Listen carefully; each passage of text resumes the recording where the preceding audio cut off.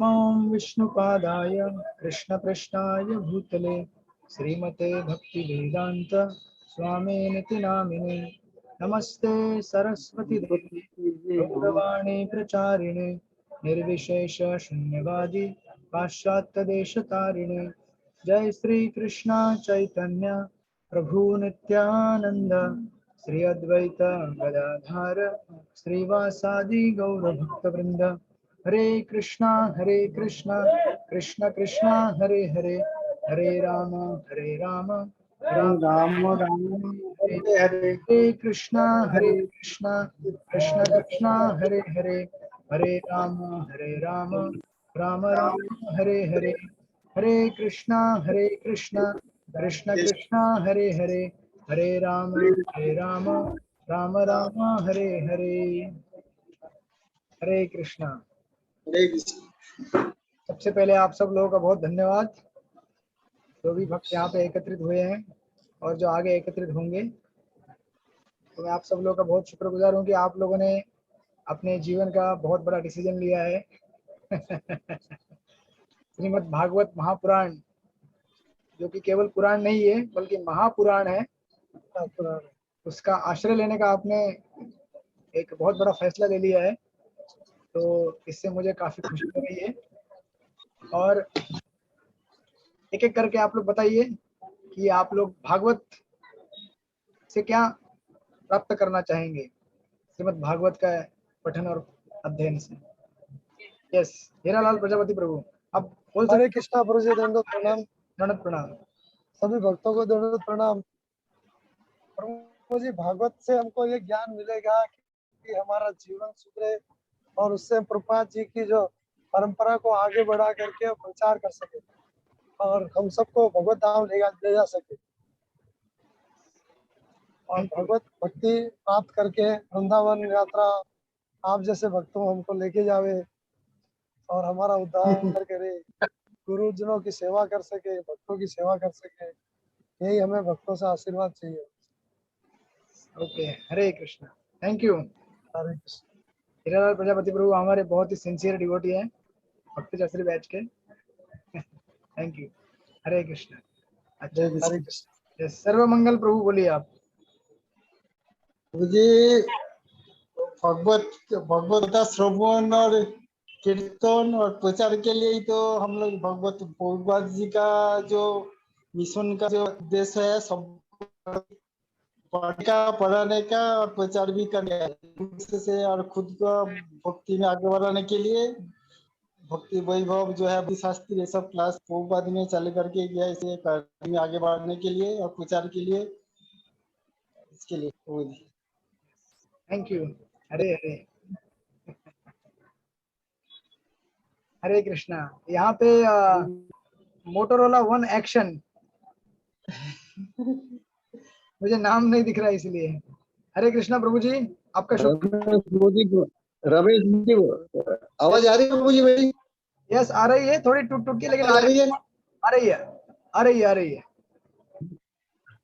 थोड़ा प्रभु रमेश मोदी है। Yes yes yes yes प्रभु जी, बताइए आपके बारे में। मेरे बारे में बताऊं क्या? भगवत किसके? दोनों के बारे में आपका परिचय दीजिए, आप कहाँ से हैं और फिर बताइए भक्ति शास्त्री भक्ति वैभव आप क्यों करना चाहते हैं। प्रभु जी, मैं मीरा रोड में रहता हूँ और मैं व्रज प्रभु मोतीदास के मतलब मेंटी ग्रुप में हूँ। भाई भक्ति वैभव इसके लिए प्रभु जी के अपन का मिशन आगे बढ़ा है, भक्ति में मतलब अपन आगे बढ़े और मतलब उसी हिसाब से अपन आगे बढ़े। Thank you, Hare Krishna. हरे कृष्ण। सखी प्राण प्रभु आप। यस प्रभु जी, हरे कृष्णा, दंडवत प्रणाम आप सभी भक्तों को। प्रभु मैं सखी प्राण दास, मैं एक्चुअली ग्रेटर नोएडा में रहता हूँ और इस्कॉन दिल्ली सब कैलाश से कनेक्टेड हूँ। इस ग्रेस अजन्मा कृष्णा प्रभु ji in guidance of Mohan Rupa प्रभु जी ग्रुप में हम लोग हैं। अपना भक्ति शास्त्री में 5 साल पहले कंप्लीट किया था और मेरा पर्पस जो है वो ये है प्रभु कि मैं अपना सबसे पहले तो अपना प्यूरिफिकेशन कर सकूं और ज्यादा, कि जैसे जैसे प्यूरिफिकेशन हो आगे बढ़े भक्ति में। पहला पर्पस तो यही है। और दूसरा मेरा यह है कि जो प्रभुपाद का मिशन है, इस मिशन को हम पूरा वर्ल्ड में जगह जगह बांट, तो उसके लिए सीखना और आगे बताना, तो ये दूसरा पर्पस है। हरे कृष्ण। Thank you. आपकी एक ग्रेटर नोएडा की बैच का मैंने भक्ति शास्त्री कराया था, मुझे पता है आपके जी। Thank you. अच्छा, शोभा पटनकर यहाँ पे है। हरे कृष्णा। हाँ, हरे कृष्णा प्रभु जी, दंडवत प्रणाम। बहुत प्रणाम। हरे कृष्णा प्रभु जी, दंडवत प्रणाम प्रभु जी। धन्यवाद धन्यवाद। यस माता जी। हाँ प्रभु जी, मैंने अभी अभी भक्ति शास्त्री की एग्जाम दी है अपने मीरा रोड से। अभी तक रिजल्ट नहीं आया है, लेकिन आएगा जरूर, और मैं तो पास तो जरूर हो जाऊंगी। और मैं भक्ति शास्त्री किया, मुझे बहुत अच्छा लगा। और मैंने भक्ति शास्त्री इसलिए किया कि ताकि मैं भगवान के बारे में डिटेल में जान सकूं, भगवान के बारे में सुन सकूं, और भगवान के यानी ईच एंड एवरी मोमेंट मैं भगवान को अपने मन में साथ रख सकूं, ताकि अंत्य नारायण स्तुति हो। और मुझे बहुत ही लगाव है भगवान के बारे में सुनना, किसी को बोलना। मैं तो बाहर जाकर अभी प्रीचिंग नहीं कर सकती, क्योंकि मेरी एज अभी 68 कंप्लीट हो गई है, लेकिन मैं जो भी मेरे कांटेक्ट में आता है उनको मैं बताती हूँ। तो अभी मैं आपके कांटेक्ट में आया हूँ। मेरा भागवतम एक बार पढ़ना हो गया है प्रभु जी। कूल। Very nice. तो अभी आप मुझे बताते रहिएगा। अरे बात है प्रभु जी। अच्छा, ओके, आप मीरा रोड से। Thank you. नहीं प्रभु जी, हरे कृष्णा प्रभु जी। मैं डोंबिवली से हूँ, लेकिन मैंने मीरा रोड से एग्जाम दिया है। हाँ, thank you so much. Thank you प्रभु जी। हरे कृष्णा प्रभु जी, धन्यवाद। तो आप सब लोगों का बहुत स्वागत है। आज रामनवमी का विशेष पर्व। तो खैर बाकी भक्त कुछ है नहीं है, ज्वाइन बाद में होंगे जो भी है। तो हम लोग जस्ट एक प्रभुपाद के, आपके पास पता नहीं पुस्तक है कि नहीं, प्रथम स्कंद अगर रहेगी तो आप खोलिए, नहीं रहेगी तो कोई बात नहीं, बाद में मैं पॉइंट्स रिपीट करूंगा नेक्स्ट क्लास में, आप उसको डॉक्यूमेंट कर सकते हो। बट जस्ट टू बिगिन, इसलिए मैं कुछ अंश इस प्रभुपाद के परपट में से पढ़ेंगे, और अगले आने वाले जस्ट 15-20 मिनट फिर हम लोग इसको क्लोज कर देंगे। ये प्रथम स्कंद है,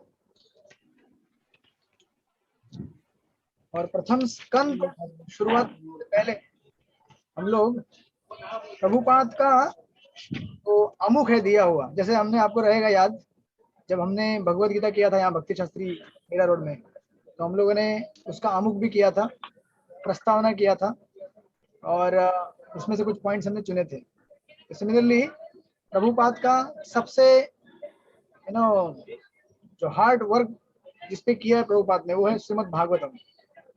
इसलिए इस्कॉन में अगर आपने रहते हुए अगर भागवत प्रभुपाद का नहीं पढ़ा है या फिर उसका आश्रय नहीं लिया है, तो एक्चुअली आपने प्रभुपाद को ठीक ठीक से जाना भी नहीं है, ऐसा हो जाता है। क्योंकि प्रभुपाद ने अपना सब कुछ, बहुत सारी चीजें श्रीमद् भागवत के परपोर्ट्स में दी है, और खास करके प्रथम स्कंद। तो प्रथम स्कंद शुरुआत करने से पहले हम लोग प्रभुपाद के विचार इस ग्रंथ के बारे में क्या है, और उनका हमारे लिए क्या उद्देश्य, कि इसको कैसे पढ़ा जाए, इसके बारे में थोड़ा सा जानने का प्रयास करेंगे। वैसे जैसे माता जी ने बताया, आपने एक बार भागवतम पूरा पढ़ चुके हैं, और किसी ने पढ़ा है भागवतम इसके पहले पूरा, या आधा, या 1 कैंटो 2 कैंटो? इसको भी थोड़ा बहुत पढ़ा है, पढ़ा तो है प्रभु, लेकिन इस तरह सीरियसली इसको नहीं ले पाए हैं, बस पढ़ते गए हैं, समझ भी कुछ नहीं। तो हम प्रयास करेंगे सब लोग मिलके एक साथ अच्छी तरह पढ़ने का। यस, आपने भी, यस, सर्वमंगल जनार्दन प्रभु जी ने पढ़ा है वो, ये प्रभु जी का क्षमा प्रभु जी संक्षिप्त में लिखित ना, संक्षिप्त में जो एक बुक लिखा है वो पूरा कंडेंस्ड भागवतम। हाँ हाँ ठीक है, वो भी। Thank you. तो जैसे कि मैंने कहा, प्रभुपाद का मास्टरपीस है ये, और अभी यहाँ देखेंगे हम कुछ पॉइंट्स प्रभुपाद जो बताते हैं अमुख में। तो आप लोग नहीं लिखेंगे तो भी चलेगा, अगर बुक आपके पास है तो लिखिए। जनरली मेरा पैटर्न कैसा रहता है, जो पुराने स्टूडेंट है उनको तो परिचित है, मैं आपको पुस्तक के अंदर ही नोट्स बना के दूंगा उसके हर चैप्टर्स के। और इसकी जो एग्जाम की पद्धति है आपको शायद पता रहेगी नहीं रहेगी, फिर भी मैं बताता हूँ कि हर चैप्टर के बाद उसके एग्जाम होगी हर चैप्टर की, और फिर बस उतनी, ऐसे पूरे स्कंद की एग्जाम होने वाली नहीं है इसकी। तो अगर भक्ति शास्त्री की तुलना में अगर इसको देखा जाए उस दृष्टिकोण से इसका अभ्यासक्रम बहुत आसान है, क्योंकि हर अध्याय पढ़ाई करना है, एग्जाम देनी है, हो गया। वैसे भक्ति शास्त्री में आपको भगवद गीता के 6 अध्याय एक साथ पढ़ाई करने पड़ते थे और एक साथ एग्जाम देनी पड़ती थी, और हमारे जमाने में चारों किताबें एक साथ होती थी बोर्ड के एग्जाम की तरह। उपनिषद, उपदेशामृत, भगवद गीता, भक्ति रसायन सिंधु, चारों किताबों को एक साथ हमें पढ़ना पड़ता था। लेकिन बाद में इसको और सिंप्लीफाई कर दिया गया है, और भक्ति वैभव तो और सिंपल है, हर अध्याय का पढ़ाई करो, हो गया। तो उस मामले में कोई कठिनाई नहीं है मुझे लगता है। और जो हर चैप्टर रहेगा, हर चैप्टर में मैं आपको क्वेश्चंस खुद दिया करूंगा, उसके आंसर्स भी आपको मैं लगभग खुद दिया करूंगा बुक के अंदर से मार्क करके कि कौन सा क्वेश्चन का कौन सा आंसर कहाँ पे क्या है। तो चैप्टर को हम लोग क्वेश्चन आंसर पैटर्न में समझने का प्रयास करेंगे, प्लस समरी भी मिलेगी चैप्टर में आपको, और श्लोक बाय श्लोक, परपट बाय परपट हम लोग आगे बढ़ेंगे उसमें। तो ये सब जानने के पहले भागवतम कैसे पढ़ा जाए, क्यों पढ़ा जाए, तो आमुख यहाँ पे एक मिलेगा आपको, उसके बाद प्रस्तावना मिलेगी और भूमिका मिलेगी।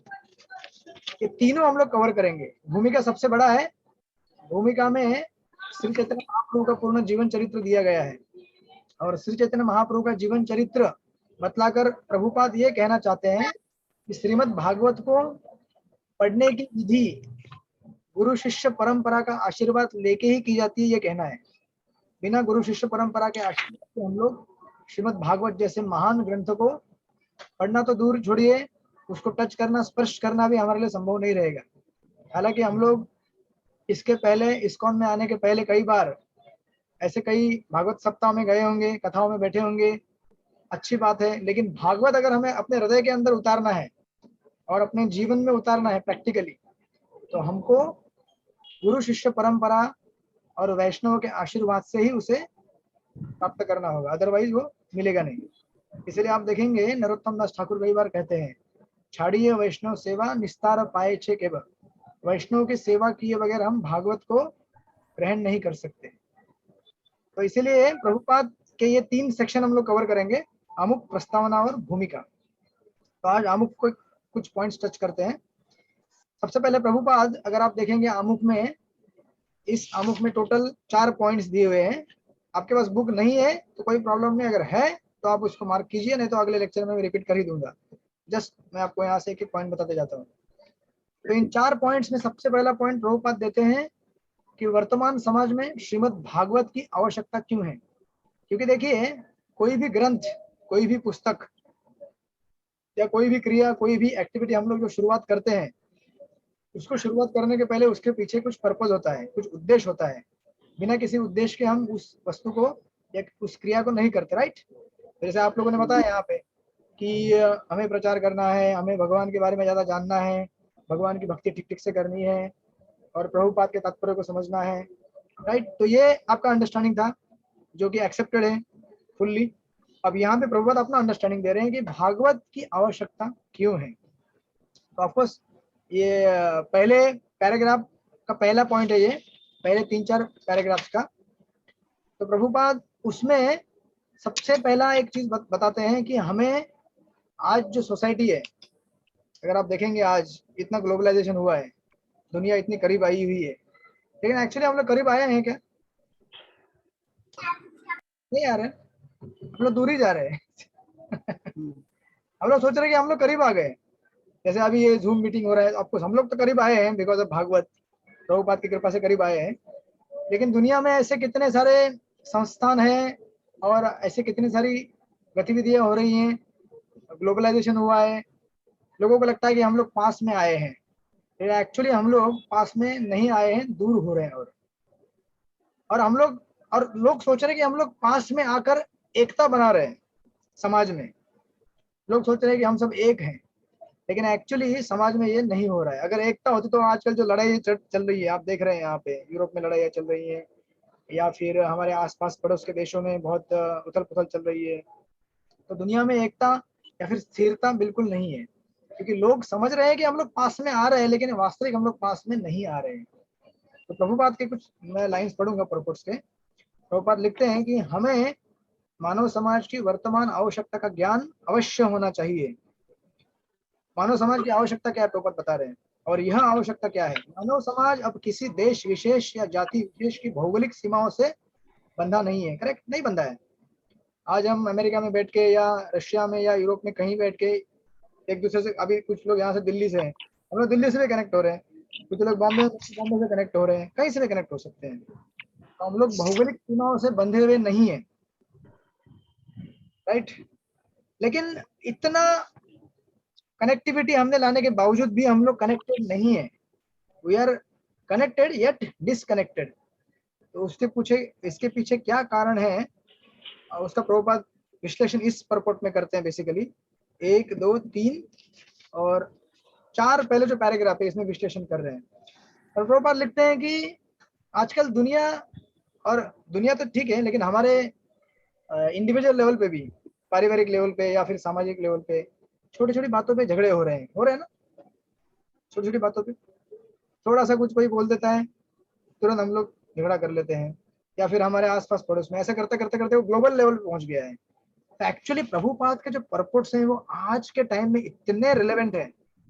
मतलब प्रभुपाद ने 1965-70 के दशक में ये सब परपोर्ट्स दिए थे, प्रेडिक्ट किया था कि भविष्य में ऐसा होगा। वो एग्जैक्टली आपको डिक्टो दिखेगा पिक्चर। जैसे प्रभुपाद यहाँ पे लिखते हैं कि इस समय मानव समाज विस्मृति के अंधकार में नहीं है।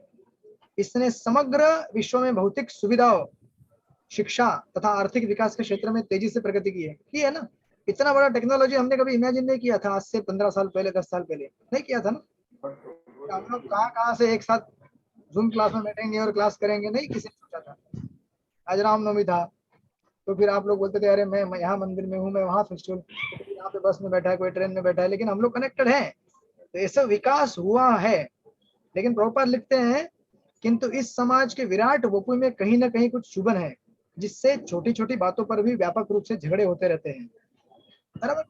तो इतना सब कुछ करने के बाद भी अशांति है और यूनिटी नहीं है। जिस यूनिटी के लिए लोग बात कर रहे हैं, झगड़ रहे हैं कि यूनिटी हमें लानी है दुनिया में, तो क्या मिसिंग है? तो प्रभुपाद लिखते हैं कि अतः ऐसे दिशा बोध की आवश्यकता है जिससे सामान्य हित के लिए मानवता, शांति, मैत्री तथा समृद्धि के क्षेत्रों में एक हो सके। तो हम सब लोग सोच रहे हैं कि हमें एक होना है हर क्षेत्र में, लेकिन हम एक नहीं हो पा रहे। तो प्रभुपाद उसका विश्लेषण करते हुए कहते हैं, और नीचे प्रभुपाद का कोटेशन दिया, प्रहलाद महाराज का कोटेशन दिया हुआ है। आपने हमेशा एक श्लोक सुना होगा, कौमारम आचरित प्राज्ञो धर्मान भागवतान दुर्लभम मानुषम जन्म तदपि अध्रुवम अर्थदम। प्रहलाद महाराज ने अपने छोटे से उम्र में ही जान लिया था कि भागवत की शिक्षा की कितनी जरूरत है आज लोगों को। इसलिए प्रभुपाद कहते हैं कि श्रीमद् भागवत का पठन पाठन विद्यालय तथा महाविद्यालयों में भी होना चाहिए, न केवल अमंग डिवोटीज, लेकिन यूनिवर्सिटी में भागवत को पढ़ना चाहिए। इसलिए प्रभुपाद की इच्छा थी कि हमारे जितने भी पार्लियामेंट के मेंबर रहते हैं वो 4 नियम पालन करें, 16 माला करें और भागवत पढ़े, तभी जाके वो अच्छी तरह से क्या बनेंगे। जो भी आप कहते हैं राजनेता, MP, MLA जो भी है, वो अच्छी तरह बन पाएंगे। अदरवाइज जो भी हम देश के लिए या समाज के लिए करने का प्रयास करते हैं वो हमारा इंटेंशन अच्छा रहेगा, लेकिन वो प्रयास हमारा अधूरा रह जाता है, क्योंकि हमें गहराई तक मालूम नहीं है कि हमें क्या करना चाहिए। वास्तविक समाज का जो दुख है वो कैसे दूर हो सकता है। प्रभुपाद उसी पॉइंट को बिल्ड करते हुए यहाँ पे लिखते हैं, कंक्लूड करते हैं इस पहले सेक्शन को कि भागवत की आवश्यकता क्यों है। प्रभुपाद लिखते हैं कि मानव समाज में जो विषमता व्याप्त है उसका मूल कारण ईश्वर विहीन सभ्यता में सिद्धांतों का अभाव है। यानी कि हम लोगों ने सब कुछ बना दिया। अब सोचिए ना, आपने समझो बहुत मेहनत करके, कष्ट करके बहुत बड़ा बंगला बना दिया, बहुत बड़ा घर बना दिया, उसमें बहुत सारे नौकर चाकर हैं, गाड़ियां, बंगले, बहुत सारे खाने पीने की चीजें हैं, ऐशो आराम है, लेकिन घर में आपके साथ बात करने वाला कोई नहीं, आप अकेली है। आई मीन टू से कि आपके माता पिता नहीं है, पत्नी नहीं है, बच्चे नहीं है, केवल आप ही हैं। मजा आएगा आपको? आनंद आएगा? नहीं आएगा ना। आखिर इंसान को आनंद किससे मिलता है? By exchange of the service. जो प्रभुपाद के भगवद गीता के तात्पर्य के इंट्रोडक्शन के तात्पर्य में हमने देखा था, अगर आपको याद रहेगा 3 साल पहले भक्ति रथी वाले स्टूडेंट्स को, कि जब हम किसी की सेवा करते हैं और सेवा से जो प्रेम का आदान प्रदान होता है उससे मनुष्य को आनंद मिलता है। और सबसे सर्वोच्च आदान प्रदान और सेवा किससे की जाती है? भगवान से की जाती है। लेकिन अगर वही नहीं रहेंगे तो ना उनसे आदान प्रदान की कोई बात होगी, ना सेवा होगी, तो मनुष्य अपने वास्तविक जीवन को जिएगा नहीं। और वास्तविक जीवन जब तक हम लोग जीते नहीं तब तक हम सुखी नहीं हो सकते। इसलिए प्रभुपाद लिखते हैं कि जो ईश्वर विहीन सभ्यता है उसकी वजह से समाज में क्या है, कुछ तो ऐसा आपको फील होगा कि मिसिंग है, कमी महसूस होगी। उस कमी को प्रभुपाद यहाँ पे पॉइंट कर रहे हैं। और प्रभुपाद लिखते हैं कि भौतिक विज्ञान ने सृष्टि के परम स्रोत की खोज के लिए जो प्रयास किए हैं वे अपर्याप्त हैं। यानी कि एक तरफ से साइंस परम सत्य की खोज करने की कोशिश भी कर रहा है, प्रयास कर रहा है कि वो ढूंढे कि इस सृष्टि का कारण कौन है, लेकिन उनका जो अटेम्प्ट है वो आज तक अधूरा रह गया, क्योंकि उनको जो सही मार्गदर्शन मिलना चाहिए वो नहीं मिल पा रहा है। और प्रभुपाद लिखते हैं किंतु तथ्य यही है कि जो भी अस्तित्व में है वह प्रत्येक वस्तु का एक परम स्रोत है। इस परम स्रोत की व्याख्या है सुंदर श्रीमद् भागवत में तर्कयुक्त एवं प्रामाणिक रूप से की गई है। इसीलिए देखिए, भागवत ऐसी चीज है, इसमें आपको दर्शन मिलेगा, इसमें आपको दर्शन शास्त्र के साथ साथ जो हमारे हृदय में एक वैक्यूम रहता है ना रस प्राप्त करने के लिए, उस रस की पूर्ति भी इससे होगी। प्रथम स्कंद के 3 श्लोक में ही सुखदेव गोस्वामी इसको बोलना चालू करेंगे, निगम कल्पतरु गलितम फलम सुखमुखात् द्रव्य संयुतम पिबत भागवतम रसमालयम मुहुरव रसिका भूवि भावुका। तो एक्चुअली देखा जाए तो भागवतम, कभी कभी लोग बोलते हैं कि बहुत फिलोसॉफिकल है, बहुत फिलोसॉफी है, लेकिन आप आचार्यों के मुख से सुनने का प्रयास कीजिए, उसको आचार्यों के मार्गदर्शन सुनिए, आपको उससे रस निकलता हुआ मिलेगा। इतना रस कि उसमें एक बार आप डूब जाएंगे, बाकी किसी रस की आवश्यकता नहीं पड़ेगी।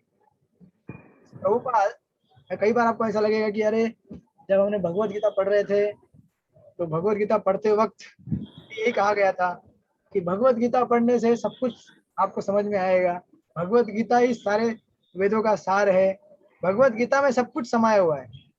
तो प्रभुपाद के अगर आप लेक्चर सुनेंगे ना फर्स्ट कैंटो के इंग्लिश के, प्रभुपाद अपने कई लेक्चर्स में फर्स्ट कैंटो के कहते हैं कि भागवत और गीता में क्या फर्क है। एक्चुअली भागवत जो है, कई बार सुना भी होगा, गीता जो है हमको सिखाता है कि इस दुनिया में कैसे रहना है, बराबर। गीता यही सिखाती है ना, एक आदर्श प्रस्तावित करती है, कर्मयोग के बारे में बताती है, और धीरे धीरे आपको ज्ञान तक लेके जाके आपको बीच में भक्ति तो है ही है, which is the main essence of Gita. लेकिन भागवत आपको तैयार कराता है, it prepares you to leave this world, इस दुनिया को कैसे छोड़ा जाए उसके लिए आपको तैयार करता है। इसलिए सही में अगर आप भागवत पढ़ेंगे, भागवत का आश्रय लेंगे तो आपको इस जगत से विरक्ति होगी। डर लग रहा है थोड़ा सा?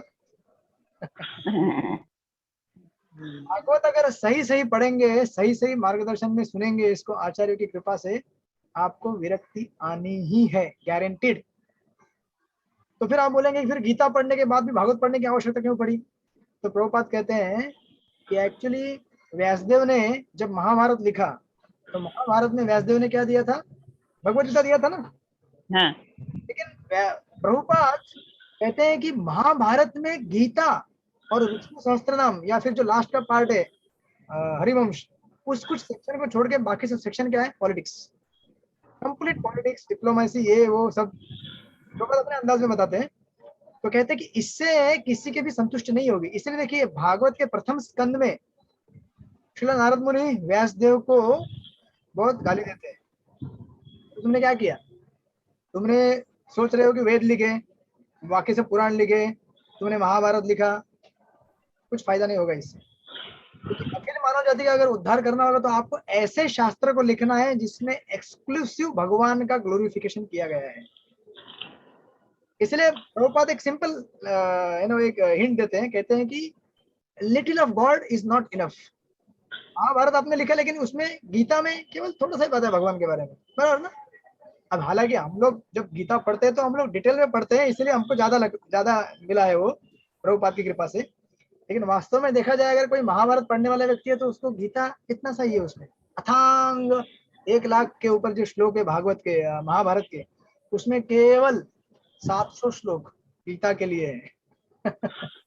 मतलब इट्स लाइक अ ड्रॉप, इतने बड़े समंदर में केवल ड्रॉप दिया, तो प्रभुपाद बोलते हैं कि उस ड्रॉप से कुछ होने वाला नहीं है।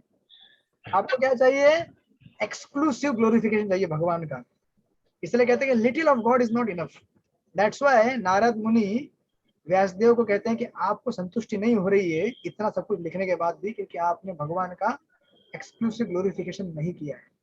तो better you right Bhagavatam. Actually इसलिए कहते हैं, चैतन्य चंद्र को कहते हैं, ऐसा नहीं कि सुखदेव गोस्वामी ने ये व्यासदेव ने 18 पुराण लिखने के बाद फिर अलग से 19वां पुराण भागवतम लिखा, नहीं।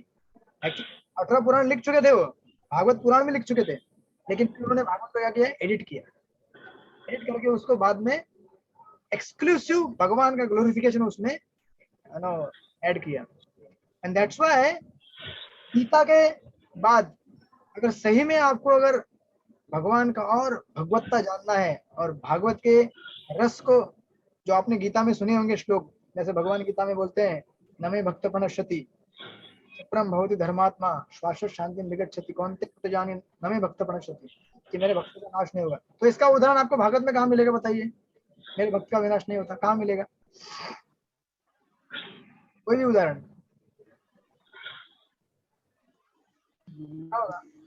अच्छा, भागवत में कौन से भक्तों की रक्षा की गई है?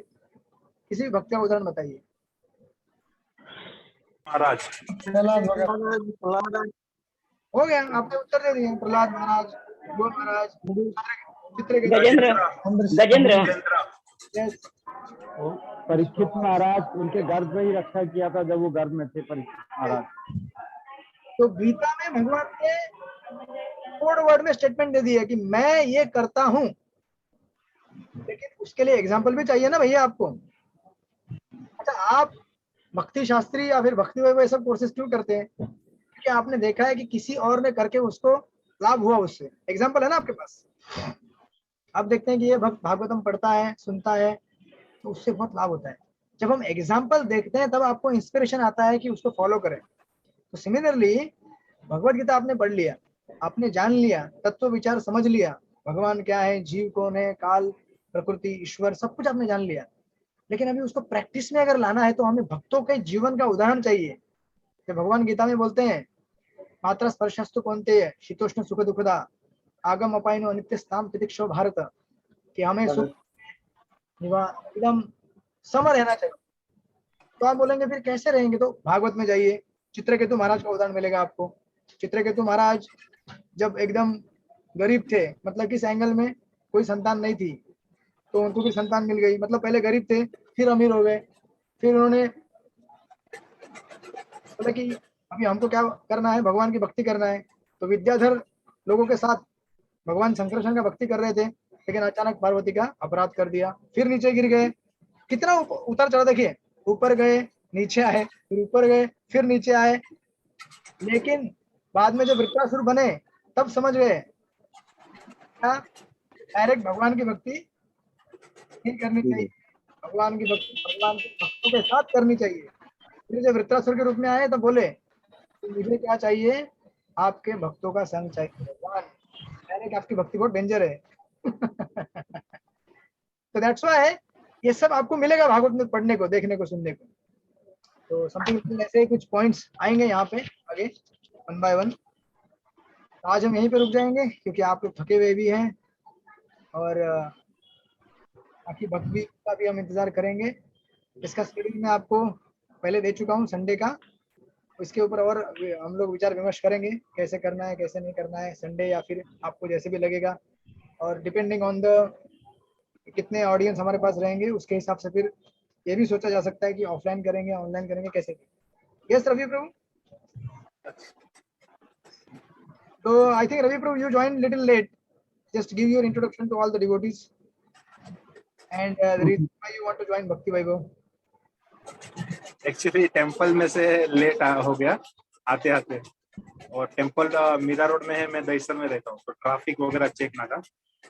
तो मेरा नाम रवि है, श्री राधा गिरधारी टेम्पल से जुड़ा हूँ, और प्रभु जी के मार्गदर्शन में हमने भक्ति शास्त्री अभी कंप्लीट किया। हरे कृष्णा। हरे कृष्ण, थैंक यू। तो हम लोग मिलेंगे, अगला मैं नोटिस दूंगा ग्रुप में कब कैसे मिलना है। फिर हम लोग अगली बार जब आप आइएगा तो भागवतम का प्रथम स्कंद आपके साथ होना चाहिए, और साथ में पेंसिल। अगर किसी के पास भागवतम सेट नहीं है तो मुझे फोन कीजिए, मैं डिस्काउंट में दिला दूंगा। मैं यहाँ बुक गोडाउन में सेवा करता हूँ, मेरे पीछे आप देखेंगे बहुत सारी बुक्स है, प्रभुपाद के यहाँ बुक रैक है। फिजिकल अपने पास भागवतम होना चाहिए, एक पेंसिल और बुक, बस आपका उसमें काम हो जाएगा। ठीक है, मिलेंगे। मेरे पास है, बंगाली है, हिंदी नहीं है। है बंगाली, बंगाली भागवतम है, हिंदी में नहीं है। चलेगा, आप अपनी भाषा को समझ लीजिए, मुझे कोई प्रॉब्लम नहीं है। That's all.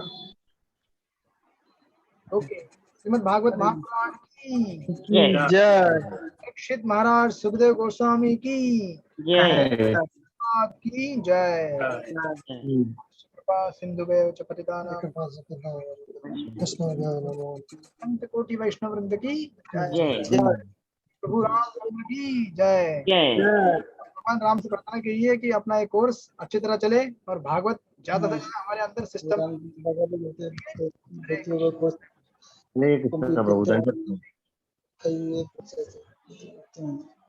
ठीक है, मैं मीटिंग एंड करता हूँ, फिर हम लोग मिलेंगे अगली बार। हरे कृष्ण।